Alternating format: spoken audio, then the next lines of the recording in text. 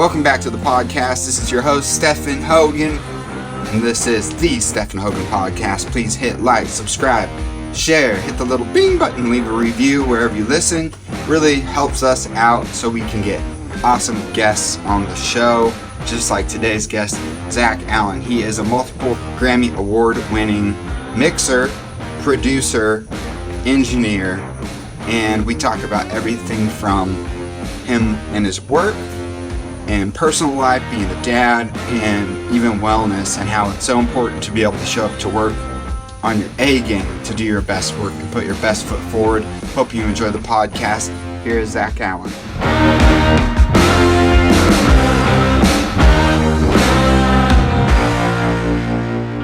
Keb Mo, that I work with a lot and have a very good relationship with, he looked at me, she's about 6 months pregnant, and he told me this, and it stuck with me, and it's so true.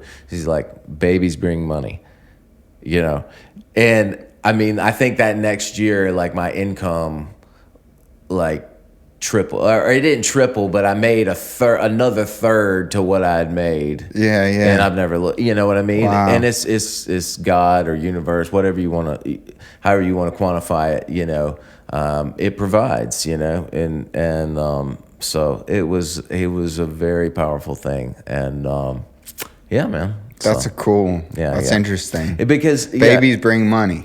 Babies bring money, and they did. And you know, for me, I mean, I people know you for your work around town and stuff, but yeah, I mean, most of the time, I'll tell you a funny story. So this past year, you bring up the awards, a record I did with Kingfish, the Live in London, that got nominated, and on that one, I was first nomination as a producer, third as a mixer, and obviously recording it. So it was like the guy on it, you know? Yeah. And so like, engineer, producer, mixer. Yeah, did the whole thing. Showed up. We can get into that later. But anyway, you know, it comes out, nominations come out, and I'm fired up, you know? I'm really excited about that one because it was didn't have a ton of help on it. I had some help recording it with the logistics and things, which we can get into, but I was fired up, man. It's like, yeah, you know, just on top of the world. Called my wife. She's happy. Called my dad.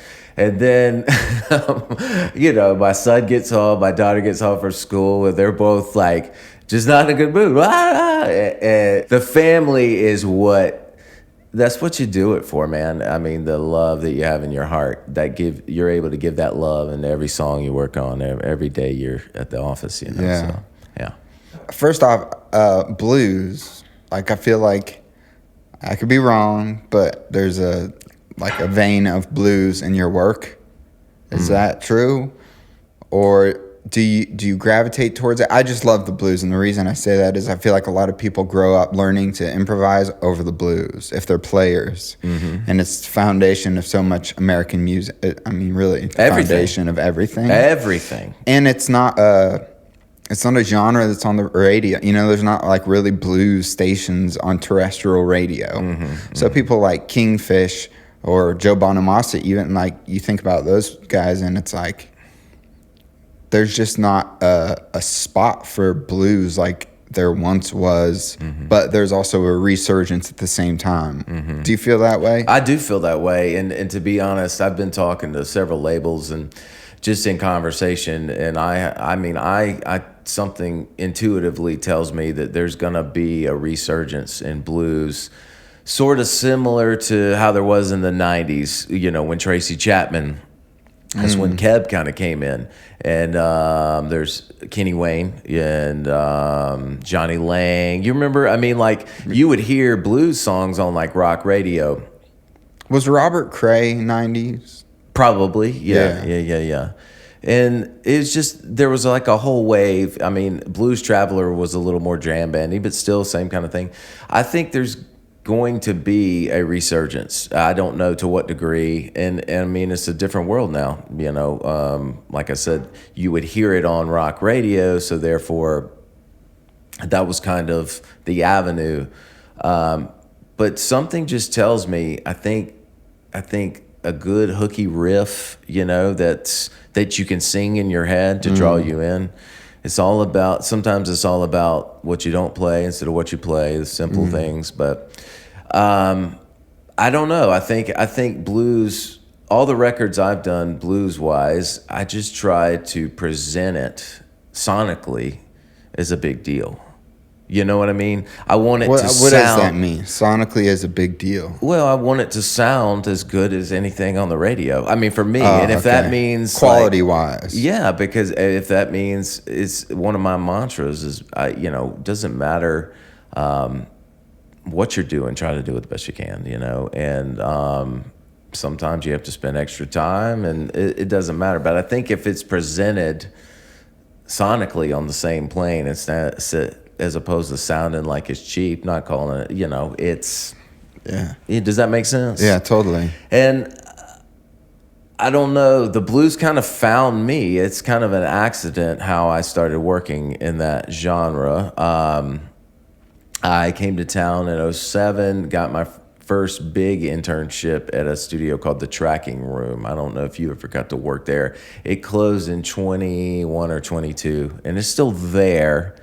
And I hope they can reopen because, it's like, I want to say it's almost like a 7,000 square foot building. Wow. And it's acoustically, people will say it's probably the craziest thing I've ever seen. It's on like these giant springs, floating floors. The doors are designed by NASA. It's really crazy. I started there and I learned all that kind of stuff, doing the country thing, 5, 6, 7 musicians in the room, just count it off, and the Nashville machine as we know it. And I guess I was there for 6 years. How did you feel about the Nashville machine? I love it. I know when I'm producing, I know how to work it, and I have enough relationships with enough different guys. I don't ever use one guy on guitar, one guy on drums. I like to spread it around. I like everybody to know that. I like to if an artist comes to me, it's like, hey, I want to record. Well, okay, who are your influences? And I want to listen to what moves them, because at the end of the day, we're just selling emotion. So what makes them feel the way that the Beatles makes me feel, or Tom Petty or whoever. We're selling emotion. That's it. That's beautiful. That's all we do, man. I'm in the back of my truck drinking beer. That's an emotion. That's a feeling. Yeah. Or, all the way to a gut wrenching. My dad's gone, or whatever the feeling is. It's up to us as producers, I think, to encapsulate that, and that starts with teaching the artists, especially young artists, how to get in front of that mic and how to embody that. If that makes sense, how to embody it in the vocal. Because you're really pulling the best you're out of the artists, right? Yeah, sure. Whatever, if you want to call it a Zachism, but one of the things I always say, I put a plug in on this and get more emotion out of it. There's not an emotion knob. There's not a feel knob. I can tune you. I can nudge you. I can turn this word down, things like that even. I can take your S's down, but I can't make you feel this song, sing this song with conviction, like your life depends on it. And so that's what I try to do. And oddly enough, we're going all over the place right now. But I love it. Okay, cool. Keep going. Yeah, oddly enough, I found the best vocals for me, and I think it's just the way that I'm able to interject my energy, is just to put headphones on and be in the same room with the singer. Like, I feel like it can be hard to ask a singer stuck in a booth in a glass box, hey, just pretend there's 20,000 people here. You know what I mean? And so if I can flow with them to the song, do anything, or just, hey, you're hitting this A too much like an A, it needs to sound more like an ah, a lot of accent things and phonetics, just all the little details. So it starts with that. It goes on to the players, you got to find guys that you think can tell their story, or maybe they played on some of the things they liked. Yeah. Or like I want to hit on that vocal booth thing, because that's really interesting to me, being in the booth with the singer while they are singing. Yeah. And do you view that, do you just like close your eyes and listen to feel the emotion? Is that what you're looking for? I'll always have to have a printed lyric sheet in front of me. And, after a take or two, my level's good, I like the way it sounds. Then I'll generally, first and foremost, I always ask the singer what they're comfortable with, because I don't want anybody to do anything that's uncomfortable. Some people just want to sing full takes. Most of them are willing to break it up. I usually will go, though, however many takes we need of the first verse until it feels good. And then I'll jump to the second verse, because generally, melodically, we'll build up to that. If they're just getting going, they'll want their voice to warm up more. And I'll just say, hey, I'm looking at the lyric, and intuitively, if anything bothers me about the way they're singing it, the pocket, I will sing it back to them or tell them what can be better, and just kind of work through it. Yeah. But staying positive. That's so good, because people often just don't understand what a producer is. Well, not many people do it either. That too. Like, it's kind of this ambiguous term that's thrown out there that people hear, and it's like, what do you do? Or like, I'm a this and a producer. Yeah. Like, people throw the word around too much. Like, I hate this. Like, hate, do you really hate it? Like, there's these words that we use in the English language that are way overused. Yes. Producer, often one of them. But truly, to be a producer at the level that you are at, it's completely different than I think most people's perception of producing or a producer. And I think just to clear that term up from a producer would be awesome. Well, it starts with some of that, but I think for me, and different people work different ways. I've seen guys that producers or girls that they just want to dictate every single thing, and that's not really my style. It's a collaboration, because we have the best musicians in the world, like, living right here, and everybody that I call is going to be awesome. Like, I'm a great engineer because their sounds sound great. I can throw a 57 in front of this amp and it's going to sound like super huge. I can throw whatever. It makes my job easier. I think sometimes you can't be scared to not go sometimes you have to know when to shut up and just let them find their way too. I think what's always just observing what works with clients is my ability to kind of try to become become a chameleon and adapt to the circumstances and say, and it's subconscious, total instincts, but I can tell, like, okay, new artist, nervous, coming to town, living their dream, Nashville, okay, like, stay positive. Don't be a jerk, just keep their confidence up at all costs, versus other extreme, a guy that's done 15 records, has his process, will find it.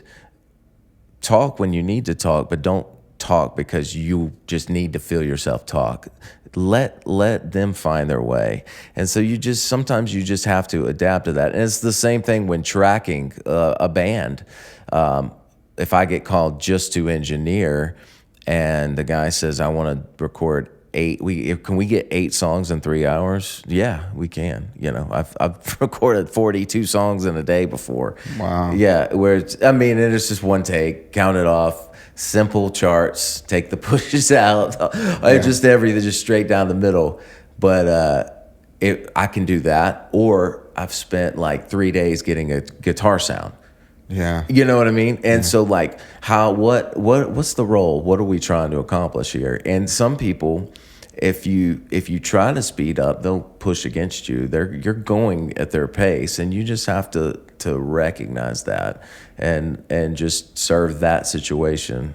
I always say serve. So you're like a coach, you're a cheerleader, and you are a sonic monster to get to capture the emotion, which is what we come back to, which is what it all comes down to in the end. Sure. Is how it makes you feel. Yeah. So you're wearing all these hats.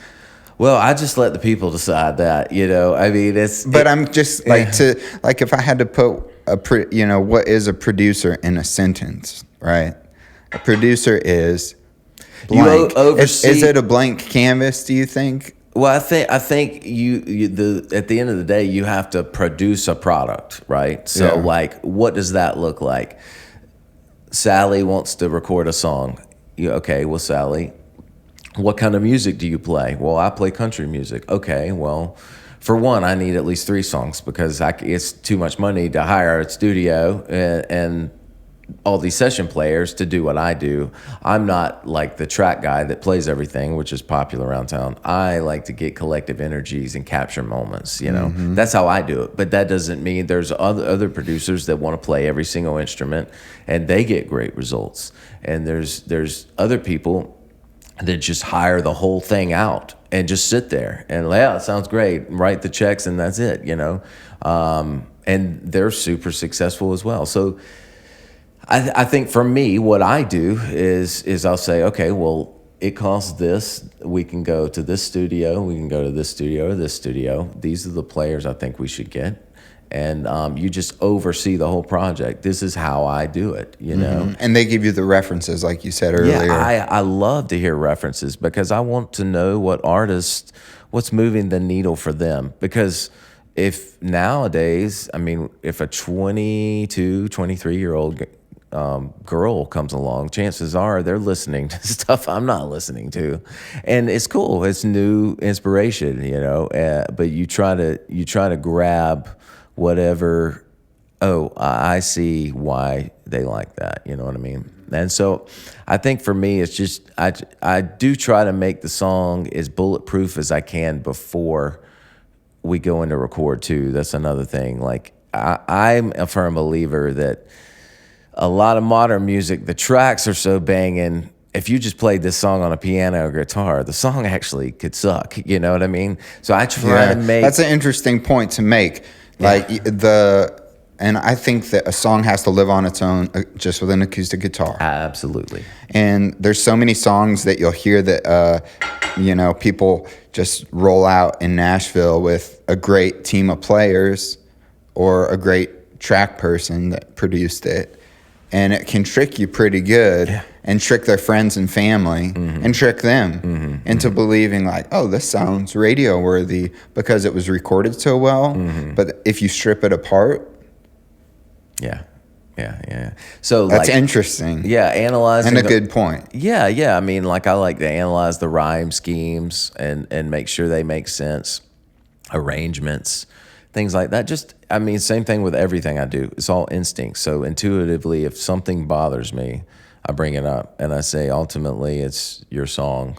But unless it's like really, really, really blatant, I'm not going to fight them on it. And usually they recognize that, oh yeah, that is a lot better. Wow. I never thought to have the verses the same length or whatever it is. You know what I mean? I never thought to have the second and fourth line of each verse rhyme together. It's the schooling you get from being in Nashville, Tennessee, man, and just being around the thousands of talented writers that just know what to do, and musicians too, So I hope that answered your question. And it's budget things. Okay, you say we're gonna get 3 songs for this amount of money. You have to work with a budget and stay within budget so that you're not working on for free. Because basically you get to keep everything that's left after all the money spent. Studios, mastering. I mix usually for the things I produce. So I'll need a tracking studio, a vocal studio, background singer, musicians, mastering person, guy or girl. I like that you mix your own stuff. I feel like that's sometimes rare with producers because you're too close to the project, some would argue. Well, I would like to, over as time goes on, depending on where my career goes, I would like to find some people to sometimes delegate that to, because it's a lot of work. It is. I've found over the years that I enjoy being around people, generally speaking, more than not.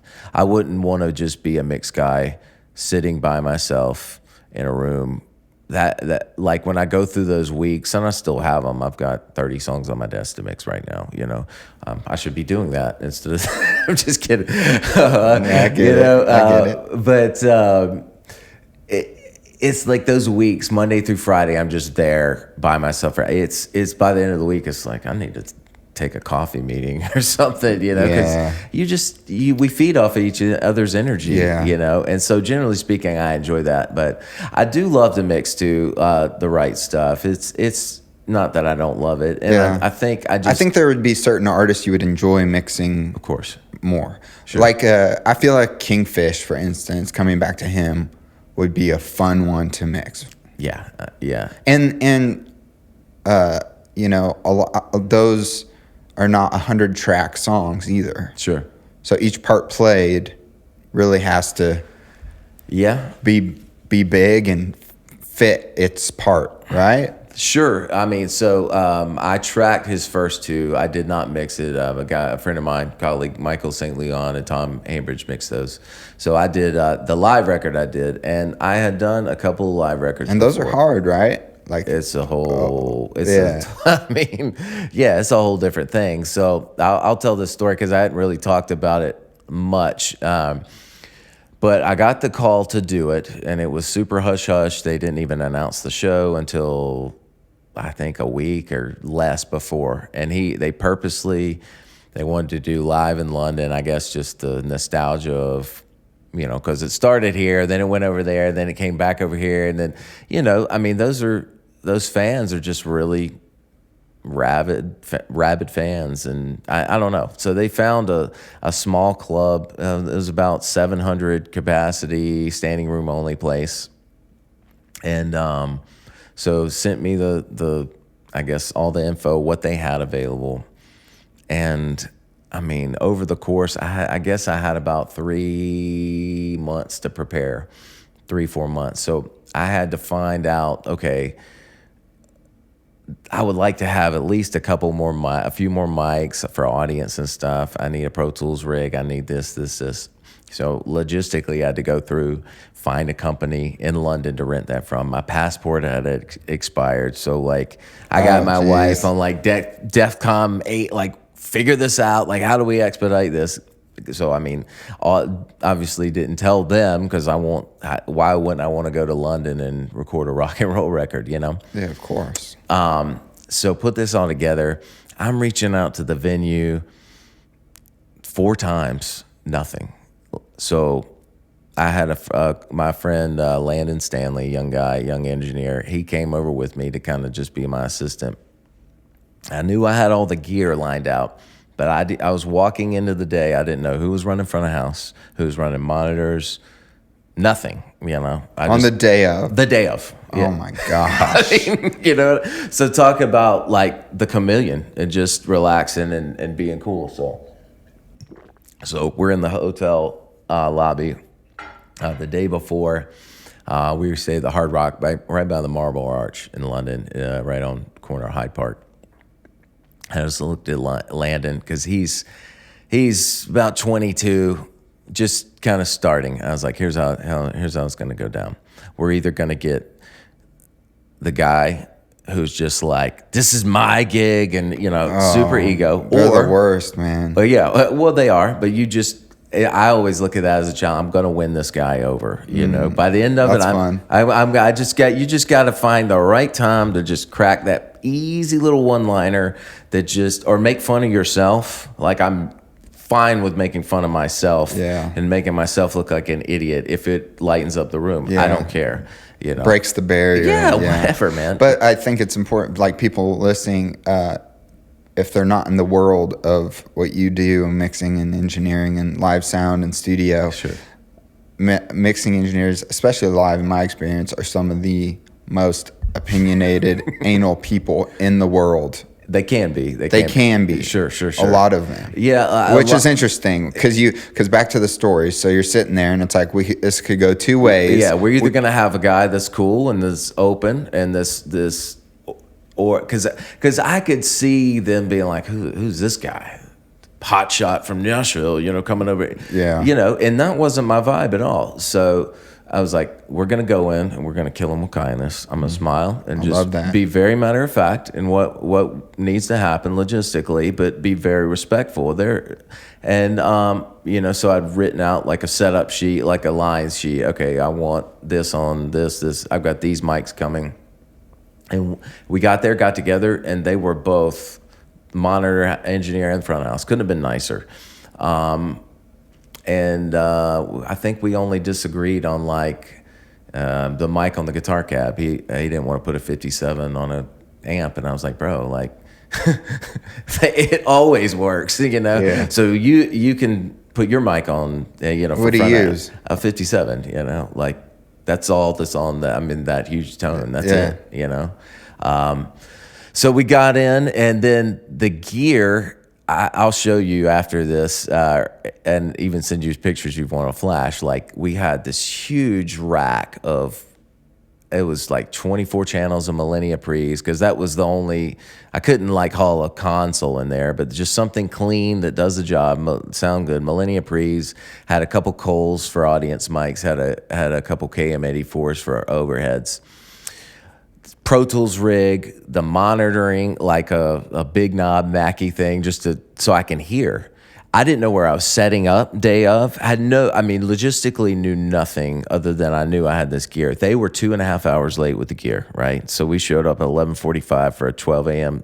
Doors open. Sound checks at 3. They're maybe 2 hours late. It was late enough to where I was getting worried, And they got there, and Landon, to his credit, we basically had to split the line. So I had to also buy an XLR splitter, and to where it was like the mics off the stage were plugged into this, and one set went to front of house. It duplicated it 3 times. It went to front of house one way. Monitors. Monitors, I guess, was sent from front of house. Then one went to my Pro Tools rig, and then the other one went to a backup hard disk recorder, called it like a Joco Blue Box, which I've never used, never heard of. And I landed I was like, you got to learn this, because I don't have to. So just babysit that thing. Thankfully, we went in to record. I went 150 minutes straight at 96K, didn't have one drop out.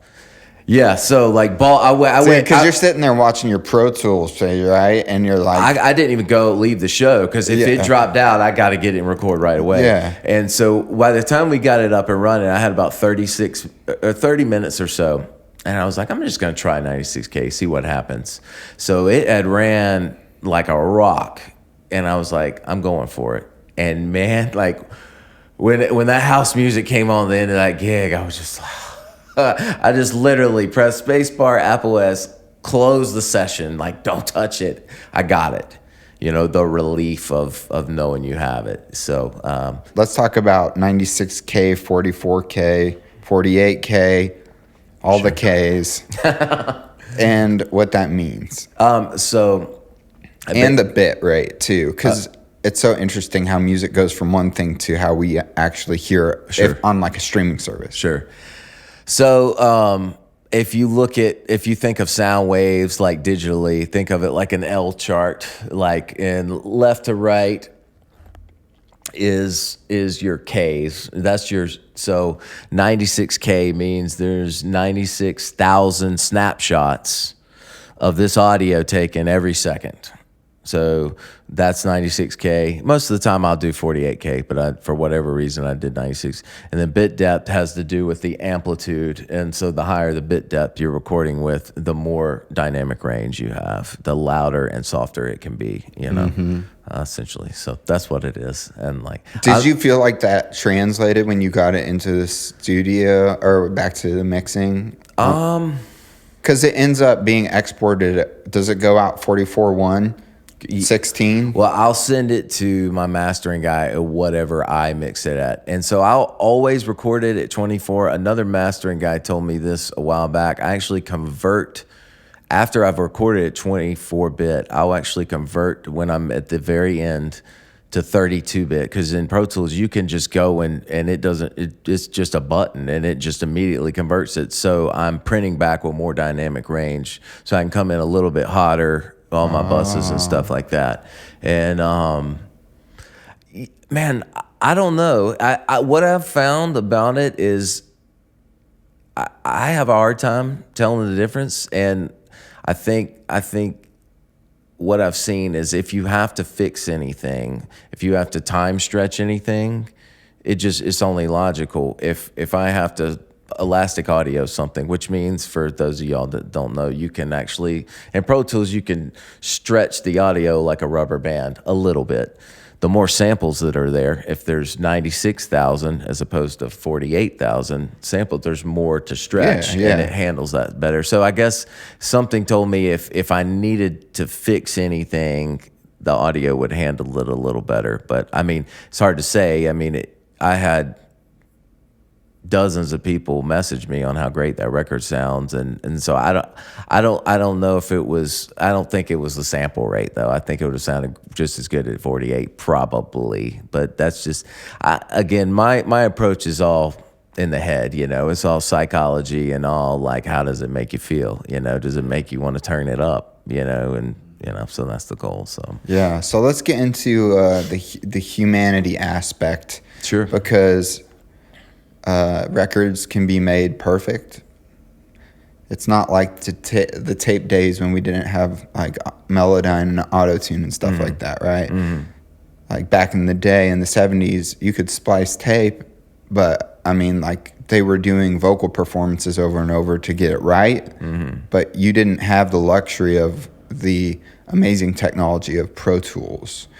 What is your opinion on leaving mistakes in intentionally versus not, in terms of making something perfect on a humanity standpoint, like taking out the humanness to make it so perfect that it almost feels like too perfect? Because I feel like music can become sterile feeling. And my favorite records are from the 60s and 70s. Same, mostly, yeah. Yeah, and I listen to a lot of vinyl with my son. We'll go to the record store. He loves it, man. We just listen to vinyl. And there's something so special about, like, Crosby, Stills and Nash, one of my favorite bands of all time, on the song Helplessly Hoping. There's a guitar flub in the very intro of it. And I'm like, they left it in there, but I love it. Yeah. So it's an interesting thing because technology's gotten so great. So what do you think about that? Okay, well, I mean, we could probably finish the pod on this thought, because I have a wide range of emotions. In terms of whether I choose to fix something or not, I do what I think is best for the song. If a mistake kind of like works and it doesn't like make me go, whoa, what was that? I'm good with it, But like if let's just say an obvious one. If there's a country session, a modern country, and there's a loop and a real drums, and like the kicks are flamming, like the kick drum of the loop and the kick drum of the drummer, he's just a little of the grid, like it's actually going to splat your low end and really compromise the mix. And two, that's pretty much supposed to sound like a pop song. So in that case, I think it's cool to fix it. And then, the other extreme would be if you're leaving the mistakes. I think as fans, and I think this is a total subconscious thing, but just like you saying you like the 60s record, I think when there are subtle imperfections in recordings, there's a human element, and I think the listeners don't even realize it, but I think it makes the music more relatable on a human level because they sound like real people. And so I think if you can get away with leaving it in, it's cool. Also, too, technology's I'm not saying everybody's lazy, but I think, they had endless budgets to sit there and record and get it right and spend that time, and because they were actually selling records back then, and we don't have that. And that's I don't hear that talked about enough. Is like, okay, so obviously the recording business is nowhere near what it was. If I would have been me 30 years ago, I would have been probably making about the same amount of money I do now, but without inflation, But back then, they're selling. I mean, I was at Blackbird yesterday, and I saw Martina McBride, 18 million records. 18 million records. Can you imagine that? Like, I mean, that's insane. And so, like, when you have that kind of revenue coming in from selling a single album, you can sit there for 6 months and work on an album. And for the most part, we don't have time to do that. And so I think I found that artists and musicians maybe have gotten a little more, hey, can you just fly that chorus? Or can you, I've seen it on sessions, and that's all right. I mean, I'm happy to do it, whatever. And sometimes I'll fly things because this one chorus guitar part makes me feel better. It's all about encapsulating that emotion, selling that emotion. So it's just whatever's doing it for me. But I think I do know some tricks.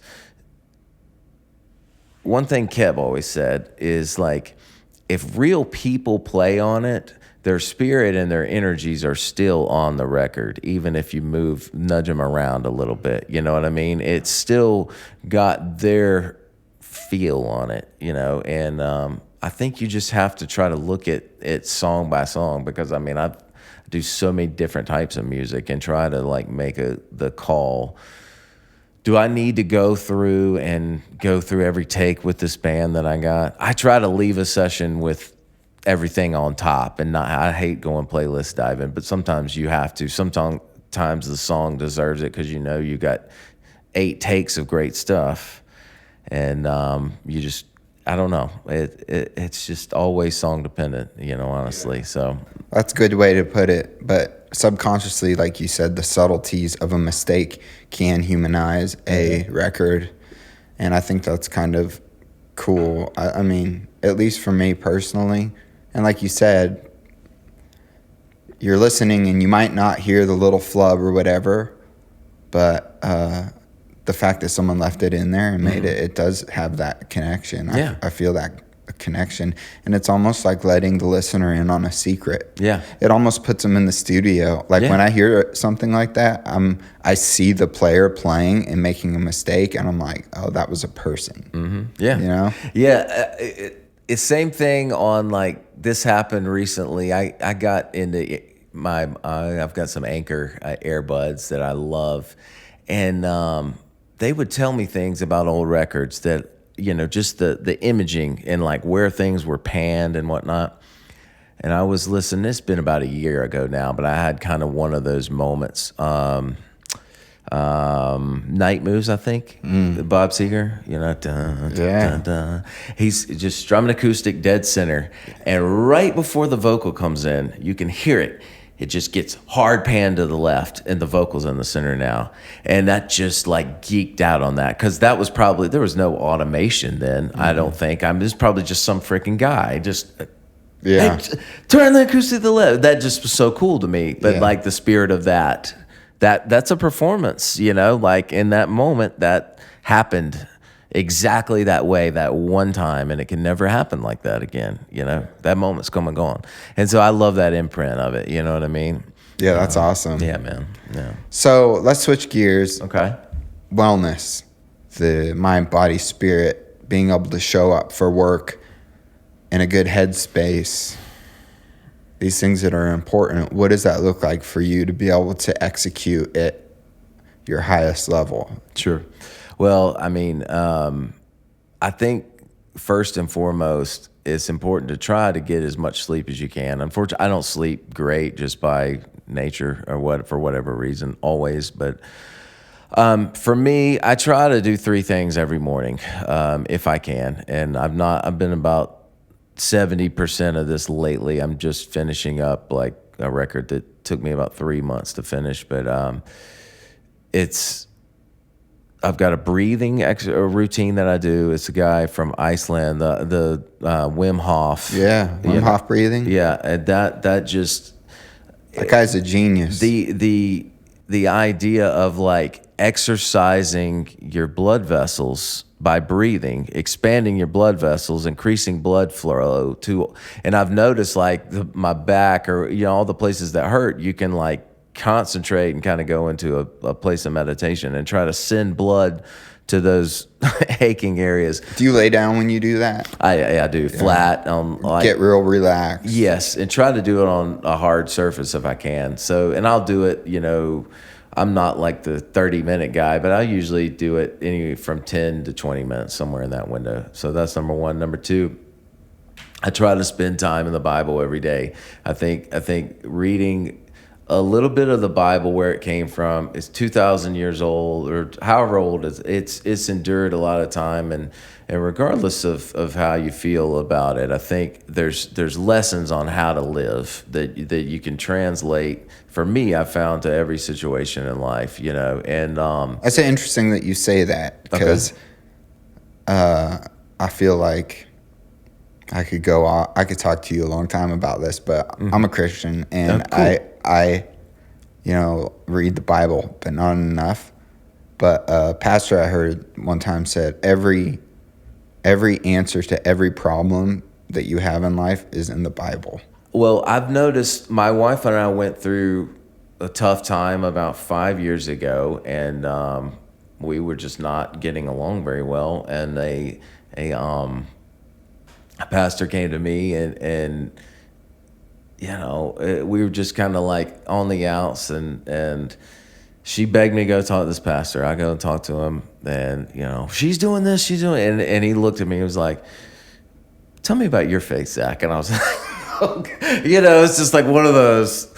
Tell me about your faith. Yeah. And it like right that moment, it didn't matter if she's 95% wrong and I'm 5% wrong. I'm still 5% wrong, and I could still work on myself. And so I think by reading the Bible, it allows me to kind of like put aside my ego every day, because I think pride is such a silent killer of man, because we're taught have pride in your work, have pride in, but like what can happen is the pride can kind of become our identity. And so I'm very conscious of that, you know what I mean? And I try to like guard against that. So definitely the Bible every day if I can, and I've made it through the whole thing, and I'm still going back to it. And what I've found is like, it's kind of like they say, you become the 5 people you spend the most time around.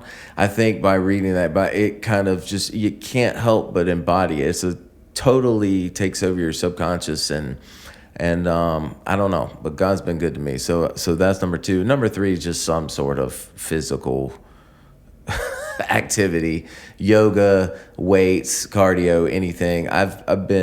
I'm dying to find, if anybody watches this and knows is a good nutritionist, I'd love to like really lock that in. That's kind of the next thing for me, just because I know I don't eat as good as I could, and I eat better than a lot of people, but I could do better. But that's the hardest one. I think is the eating. Just a way Americans eat. My sister-in-law is from Germany, and she's just like dumbfounded at the food and the things that are put in the food there in the grocery we have store. No control of. Yeah, it's you have to get a college degree on how to like eat healthy now. It's just like you have no choice almost, though, what they're putting in it. And so recently I found out seed oils are like the worst thing. For you. I've heard sunflower seed. And that's like that's what Chipotle uses to cook all their stuff. That, and I was so disappointed. I think I follow this guy on Insta.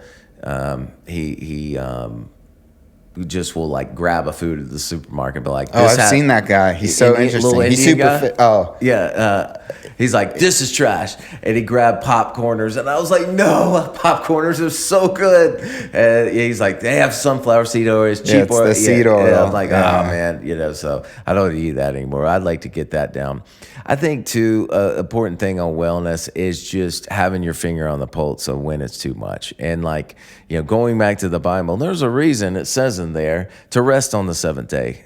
Because I'm gonna become an asshole after working 15 hours a day. Like, you can't help but you're not gonna be it yourself. I don't care how strong mentally you are, and I'm pretty tough mentally, I think. But like, you got to take some time. And so having your finger on that and like giving yourself permission to take time is so vital for me, and just even though it's not much time, it's just a day usually, but like just enough to reset some. And have you quote unquote burnt out before?